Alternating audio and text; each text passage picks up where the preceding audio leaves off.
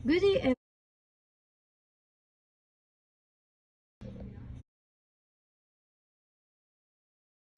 Good day everyone. In this discussion, we will explore what is right in human person, importance of doctrine of human rights, reality and justification of rights, definition of rights, misconception of individual rights, limitation of rights.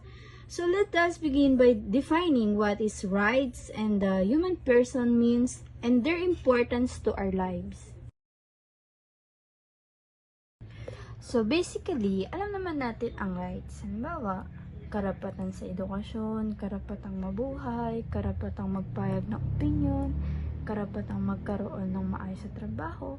Ang human person naman, halimbawa, kakayahan mag-isip ng tama, magdesisyon para sa sarili, kaya pagtulong sa kapwa, kakayahang magbigay ng solusyon sa mga problema sa komunidad, ganon.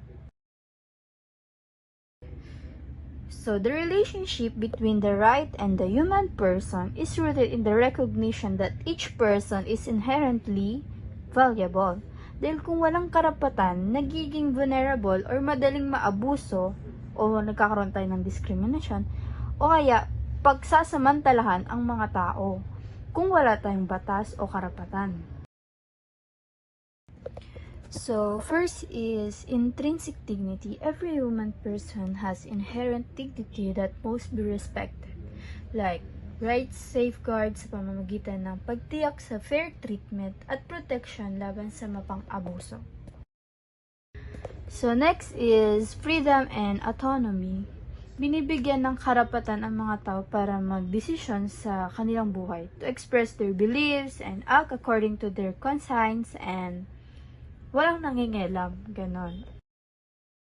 Next is social and collective well-being. Hindi lang to tungkol sa freedom ng bawat isa. Tungkol din to sa pagiging fairness ng ating bansa. By respecting the rights of others, individuals contribute to a harmonious o pagkakaisa at kaayusan ng ating bansa. So, lastly, interdependence. The concept of the human person and the rights highlights that while individuals are unique, they are also part of a large society. Halimbawa na lang dito ang pagsunod sa batas trapiko para sa kaligtasan ng lahat. So, proceed naman tayo sa doctrine of human rights. So, it is a set of universal principles that guidelines that affirm and protect the inherent dignity, freedom, and equality of every human being. Through this, nabibigyan tayo ng moral, legal, and ethical to make sure that everyone are treated fairness and provide our basic needs and have some freedom and opportunities are respected and fulfilled or tinutupad. So these are the significance of doctrines of human rights. First is protection of human dignity. The doctrine ensures that every person is treated with respect and dignity, regardless of their background, culture, and beliefs. Example dito yung pagiging fairness sa trabaho, mapababae o lalaki.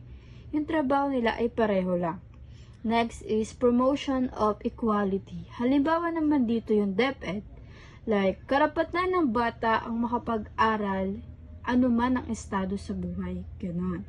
Next is ang prevention of oppression and abuse. Ito naman yung mga batas laban sa human trafficking tulad ng torture, pang-aabuso, or pang-aalipin. Empowerment of vulnerable groups tulad ng madalas naapi tulad ng mga kababaihan, mga bata, o kaya mga minorde.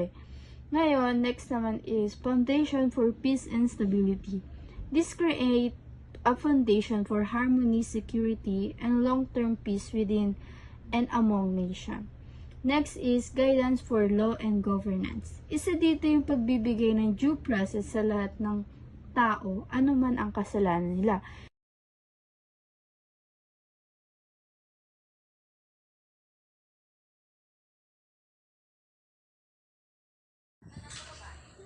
Reality and justification of rights.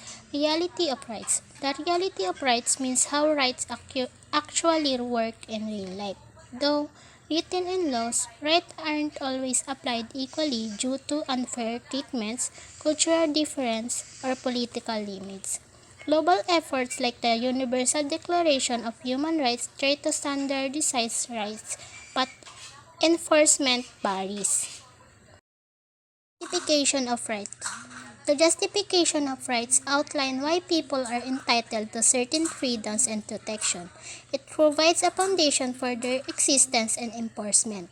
Several philosophical and moral theories offer justifications. First, natural law. Natural law says rights are something we are born with and they apply to everyone and everywhere. For example, the right to live or to be free. Second, social contract. Here, the idea is that we all agree to follow the rules and respect each other's rights so we can live together peacefully in society. Third, utilitarianism.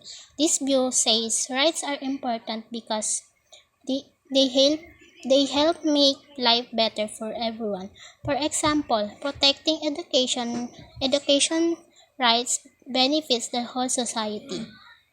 Fourth, Kantian ethics. This is about respecting each person's dignity and independence. Everyone deserves rights because every individual matters.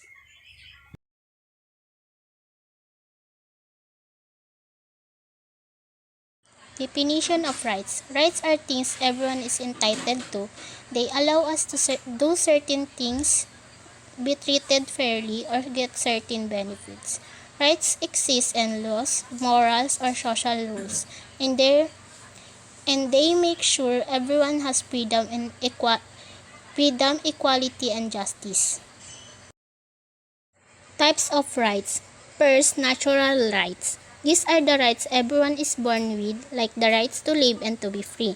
Second, legal rights. These come from laws like your right to vote or to go to school.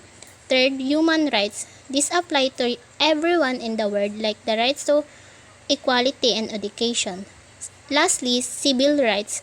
These make sure everyone aren't discriminated against and can be fully participated in society. Purpose of rights. The purpose of rights is to protect our dignity, make sure things are fair, and help society work peacefully. Rights also remind us to respect other people's freedoms so we all we all live in balance. Misconception of individual rights. First is rights are granted by government. So yung fundamental misconception that rights are bestowed upon individuals by the government. This view often leads to the beliefs that rights can be taken away or altered by the government and its dictation. But sa reality, yung rights are inherent and unassailable, meaning nag-exist sila independent of any government or legal system. Next is rights are unlimited. Another common misconception ng individual rights are absolute and unlimited. So, often leads to the notion that individuals can do whatever they want without any consequences or limitation. But rights are not absolute. Ito yung subject to limitations and constraints. So, example, yung right to free speech does not extend to inciting violence or making false statement na makakaharm sa ibang tao. Yung right to own property na hindi inaalaw ng individual to use their property in a way that endangers others. This limitation is necessary to ensure that individual rights do not infringe upon the right of others. Next is right are only constitutional rights. So, maraming tao naniniwala that rights are limited to those explicitly enumerated in the Constitution or legal document. However, the Ninth Amendment to the U.S. Constitution states that the enumeration of certain rights shall not be construed to deny or disparage others retained by the people. This means that there are inherent rights beyond those limited in the Constitution. So yung concept ng natural rights predates written Constitution and recognize that individuals possess certain fundamental rights simply by being human. Itong right na to is not dependent sa ibang government or legal system for their validity. Next is rights are a Western concept. So some argue that individual rights is product ng Western culture and hindi siya applicable sa ibang society. However, yung concept ng individual rights exists in many cultures and traditions sa buong mundo. While the specific rights and their interpretation may vary, the fundamental principle of inherent human dignity and rights is widely recognized. His rights are a myth. So some argue that individual rights are myths, claiming that in a reality, individuals are always subject to the will of the state or other powerful entities. This view often stems from a belief that individuals are powerless to resist the forces of authority. Pero yung individuals have the power to assert their rights and to hold those in power accountable. So, throughout the history, yung mga individuals, pinaglalaban nila yung right nila to achieve significant victories. The struggle for individual rights is ongoing process and it requires constant vigilance and active participation. Limitation of rights. Limitation of rights. So, yung limitation of rights is necessary to maintain public order, protect national security, and ensure the smooth functioning of societies. So, for instance, the right to free speech, a cornerstone of democratic societies, is often limited to prevent incitement of violence, defamation, or hate speech.